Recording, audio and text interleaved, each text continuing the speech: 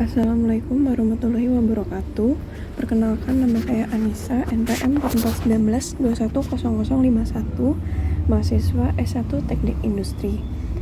Untuk presentasi kali ini, saya akan mempresentasikan tugas kuliah manajemen strategi, yaitu tentang strategi teknologi commercialization Industry 4.0 and Society 5.0. Untuk yang pertama yaitu Industri 4.0. Apa sih Industri 4.0 itu? Jadi Industri 4.0 itu merupakan era teknologi komputer hingga internet sebagai penunjang kegiatan manusia. Jadi revolusi dari Industri 4.0 itu sendiri merupakan fenomena yang mengkolaborasikan teknologi cyber dan teknologi robotik. Konsep penerapan otomatisasi teknologi tanpa memerlukan tenaga kerja manusia dalam proses pengaplikasiannya, yaitu untuk menambah nilai efisiensi pada suatu lingkungan kerja di mana manajemen waktu dianggap sebagai sesuatu yang vital dan sangat dibutuhkan oleh para pemain industri. Dalam pemanfaatannya, revolusi Industri 4.0 itu memanfaatkan teknologi pada bidang industri, yaitu proses pembukuan dan produksi yang kini sudah dapat dengan mudah diakses oleh siapa saja dan kapan saja. Nah, terlepas dari peran teknologi tersebut dalam bidang industri, ada juga beberapa manfaat yang bisa didapatkan atau dirasakan oleh seluruh lapisan masyarakat. Nah, untuk saat ini, pengambilan dan pertukaran informasi dapat dengan mudah dilakukan kapan saja dan di mana saja, hanya dengan melalui jaringan internet. Oke, selanjutnya dalam revolusi Industri 4.0 akan ada 9 teknologi yang dimana itu menjadi pilar utama untuk mengembangkan sebuah industri biasa menuju industri yang siap digital. Di antaranya itu yang pertama ada IoT, yaitu sebuah konsep di mana suatu objek yang memiliki kemampuan untuk mentransfer data melalui jaringan tanpa memerlukan interaksi manusia. Yang kedua ada big data, yaitu istilah yang menggambarkan volume data yang besar, baik data yang terstruktur maupun data yang tidak terstruktur. Nah, big data ini telah banyak digunakan dalam bisnis dan dia dapat membantu menentukan arah dari sebuah bisnis tersebut. Kemudian yang ketiga ada argumen reality, atau argumen reality ini biasa disingkat AR, yaitu teknologi yang menggabungkan benda maya 2 dimensi dan ataupun 3 dimensi ke dalam sebuah lingkungan nyata 3 dimensi, lalu memproyeksikan benda-benda nyata tersebut dalam waktu yang nyata. Kemudian yang selanjutnya, yang keempat, terdapat cyber security. Nah, cyber security itu sendiri adalah upaya untuk melindungi informasi dari adanya cyber attack. Apa sih cyber attack itu? Jadi cyber attack dalam operasi informasi itu adalah semua jenis tindakan yang sengaja dilakukan untuk mengganggu kerahasiaan atau confidentiality, integritas atau integrity, dan ketersediaan atau availability informasi. Kemudian yang kelima ada artificial intelligence. Nah, untuk pengertiannya sendiri, artificial intelligence itu adalah kecerdasan buatan dengan perangkat sistem di mana dia dapat memahami lingkungannya dan juga dapat mengambil tindakan untuk memaksimalkan peluang kesuksesan di dalam lingkungan tersebut untuk mencapai beberapa tujuan yang telah ditetapkan. Nah, ketika sebuah data yang diterima oleh artificial intelligence semakin banyak, maka semakin banyak pula artificial intelligence dalam membuat keputusan atau prediksi. Kemudian yang selanjutnya yang keenam ada ada addictive manufacturing. Nah, untuk pengertiannya sendiri, addictive manufacturing itu yaitu merupakan sebuah terobosan baru di dalam dunia industri manufaktur, atau yang sering dikenal dia additive manufacturing itu menggunakan printer 3D. Nah, dalam era digital saat ini, gambar desain digital yang telah dibuat itu dapat diwujudkan menjadi benda nyata dengan ukuran dan bentuk yang sama dengan desain sebenarnya atau dengan skala tertentu. Kemudian yang selanjutnya, yang ketujuh, ada simulation. Simulation atau dalam bahasa Indonesia yaitu simulasi digunakan dalam banyak konteks. Nah, konteks tersebut tuh seperti simulasi teknologi, di mana tujuannya itu untuk optimalisasi kinerja, teknik keselamatan, pengujian, pelatihan, pendidikan, dan video game. Kemudian yang selanjutnya, yang ke-8, ada system integration. System integration ini merupakan suatu rangkaian yang menghubungkan beberapa sistem secara fisik maupun fungsional. Nah, sistem ini bekerja yang nantinya tuh akan menggabungkan komponen subsistem dalam satu sistem yang menjamin setiap fungsi dalam yang dimana fungsi tersebut tuh dapat berfungsi sebagai kesatuan dari sebuah sistem. Kemudian yang terakhir atau yang ke-9 itu ada cloud computing. Cloud computing ini dapat diartikan juga sebagai teknologi yang menjadikan internet sebagai pusat pengelolaan data dan aplikasi. Kemudian yang selanjutnya ada dampak dari revolusi industri 4.0. Nah, untuk dampaknya ini sendiri terbagi menjadi 3, yaitu yang pertama ada bidang sosial, kedua bidang politik, dan yang ketiga bidang ekonomi.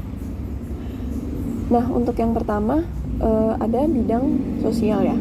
Nah, dalam bidang sosial ini berkembangnya industrialisasi ini tentunya telah menimbulkan kota-kota dan pusat-pusat keramaian yang baru atau yang disebut sebagai masyarakat urban. Nah, akibat makin meningkatnya arus urbanisasi ke kota-kota industri, maka jumlah tenaga makin melimpah. Sementara itu, pabrik-pabrik banyak juga yang menggunakan tenaga mesin, sehingga mengurangi kerja manusia atau tenaga kerja manusia. Selain itu, dampak negatif juga muncul di dalam kegiatan industrialisasi. Dikenal adanya kelompok pekerja atau buruh dan kelompok pengusaha atau majikan yang memiliki industri atau pabrik. Dengan demikian, dalam masyarakat akan timbul golongan baru, yakni golongan pengusaha atau kaum kapitalis yang dimana hidup penuh dengan kemewahan. Dan yang kedua itu ada golongan buruh yang hidup dalam kemiskinan. Nah, akibat dari timbulnya dua golongan baru ini maka akan menyebabkan timbulnya kesenjangan sosial. Contohnya, kelas sosial sebagai pengusaha dia untuk gaya hidupnya biasanya mewah, dan sebaliknya ada kesenjangan sosial ekonomi yang tak terhindarkan. Kemudian yang kedua ada bidang politik. Adapun dampak yang cukup krusial dan umum terjadi dari dampak industri 4.0 dalam bidang politik, yaitu ketimpangan ekonomi, kemudian yang kedua ketidakmerataan pembangunan, dan ketidakadilan yang merupakan isu yang berkembang di dunia usaha. Era revolusi 4.0 atau industri 4.0 yang fokus pada penyertaan teknologi dalam setiap sektor tentu menjadi ancaman bagi manusia dengan pengetahuan dan pendidikan di bawah kualifikasi dunia kerja. Kerentangan tersebut dapat tergantikan oleh teknologi robot atau penggunaan internet, meminimalisir ketergantungan bidang usaha tertentu pada tenaga manusia. Nah, situasi ini tentunya menimbulkan isu politik dan akan memunculkan gerakan-gerakan politisir yang dimanfaatkan untuk kepentingan politik atau partai buruh dan partai liberal atau pengusaha. Nah, ketidakadilan yang dirasakan pihak-pihak tertentu juga akan memunculkan gerakan atau organisasi-organisasi kemanusiaan atau gerakan sosialis. Nah, untuk organisasi ini tentunya akan membentuk satu kekuatan untuk memperjuangkan nasib kaum yang tertindas atau orang-orang yang merasakan ketidakadilan dari kebijakan pemerintah maupun perusahaan. Kemudian yang ketiga, yaitu ada dampak industri 4.0 dalam bidang ekonomi. Nah, dengan banyaknya pabrik dan produksi massal, maka tentunya harga akan menjadi bersaing. Dengan teknologi pabrikasi lebih efisien dan efektif dalam operasional, tentunya produksi barang dan jasa menjadi lebih cepat, mudah, serta dalam jumlah yang banyak, sehingga kebutuhan masyarakat akan terpenuhi dengan cepat. Namun, revolusi industri 4.0 ini juga menimbulkan efek negatif untuk industri tradisional dan berskala kecil. Nah, sektor ini akan mengalami stagnasi dan bisa mengakibatkan kebangkrutan. Mengapa hal itu terjadi? Karena ketidakmampuan bersaing dengan perusahaan skala besar atau industrialisasi yang menggunakan mesin dan kapasitas produk tinggi. Nah, selanjutnya ada strategi industri 4.0. Yang pertama ada digital marketing, di mana digital marketing ini memiliki tujuan untuk menarik konsumen dan calon konsumen secara cepat.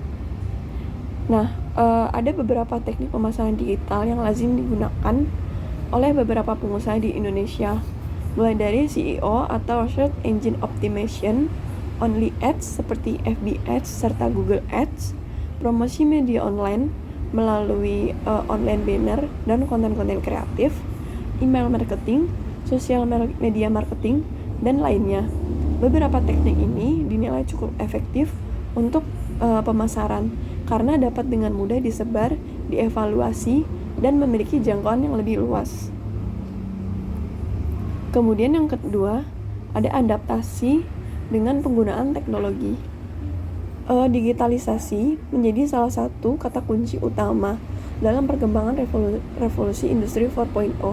Nah, maka dari itu, baik pengusaha besar maupun perseorangan harus mulai sadar akan pemanfaatan teknologi di dalamnya.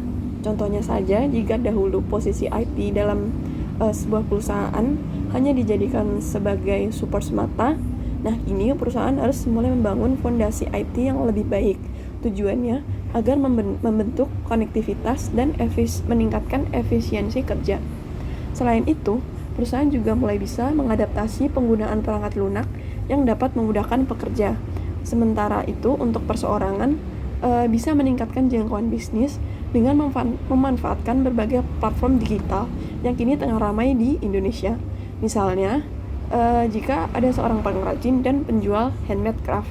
Nah, selain memasarkan produk secara konvensional, para pengrajin dan pengusaha tersebut juga bisa menaruh produk-produk tersebut seperti di online shop, marketplace, atau bahkan e-commerce. Para pengrajin dan pengusaha tersebut juga bisa menjaga pembeli yang lebih luas dengan melakukan online ads seperti pada platform Facebook ataupun Instagram.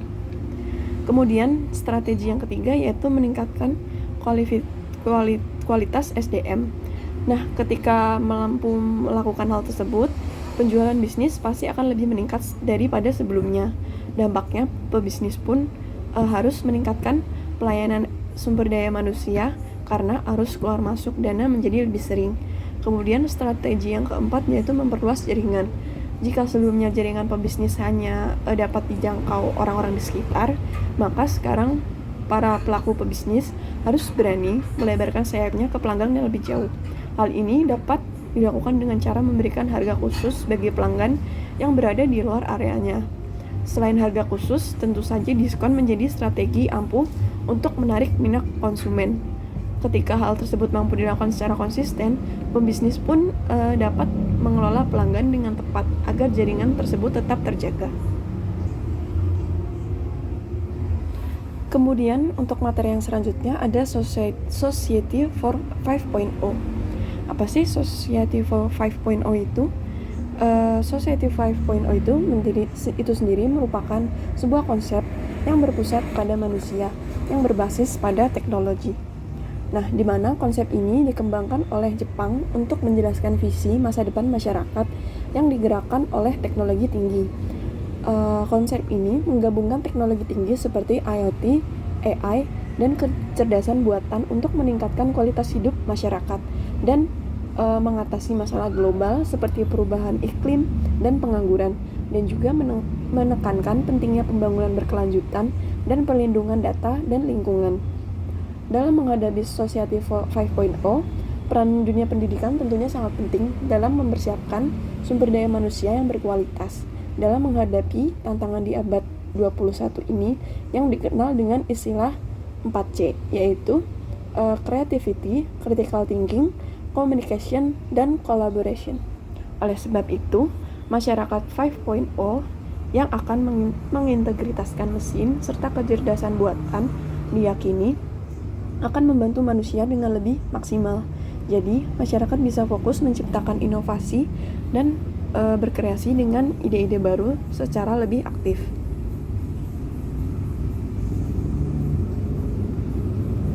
Kemudian, terdapat tujuan dari Society 5.0 ini. Yang pertama ada pembaruan individu. Artinya, setiap individu mempunyai kesempatan untuk mengembangkan dirinya. Nah, setiap orang dijamin untuk hidup sehat, aman, dan nyaman, tak terkecuali lansia. Jadi, masing-masing individu bisa merasakan kehidupan yang sesuai dengan keinginannya. Kemudian yang kedua ada pembaruan perusahaan. Dalam tatanan masyarakat 5.0, setiap perusahaan diharapkan untuk membangun nilai-nilai baru. Selama digitalisasi dan pembaruan model bisnis dilakukan, terjadi peningkatan produktivitas pada saat yang bersamaan. Bentuk baru ekonomi dan sosial diwujudkan bersamaan dengan inovasi dan globalisasi yang meningkat. Yang ketiga ada penyelesaian masalah sosialisasi. Masa depan yang baru hanya bisa diwujudkan ketika permasalahan sosial seperti berkurangnya jumlah polusi, kesejahteraan lansia, dan bencana alam diselesaikan. Selain itu, kontribusi dalam masyarakat global dapat dilaksanakan jika perluasan dalam bidang layanan dan bisnis dilakukan. Kemudian ada strategi Society 5.0 yang dibagi menjadi 4. Yang pertama ada leadership. Yang pertama adalah leader yang dapat menyatukan dan memberikan arah tujuan yang jelas. Di sini sangatlah penting untuk seorang pemimpin untuk dapat berkomunikasi, membuat tim merasa aman, membuat sebuah engagement dan menjadi sebuah komunitas yang searah. Leader juga harus dapat membuat kepercayaan di dalam tim itu sendiri.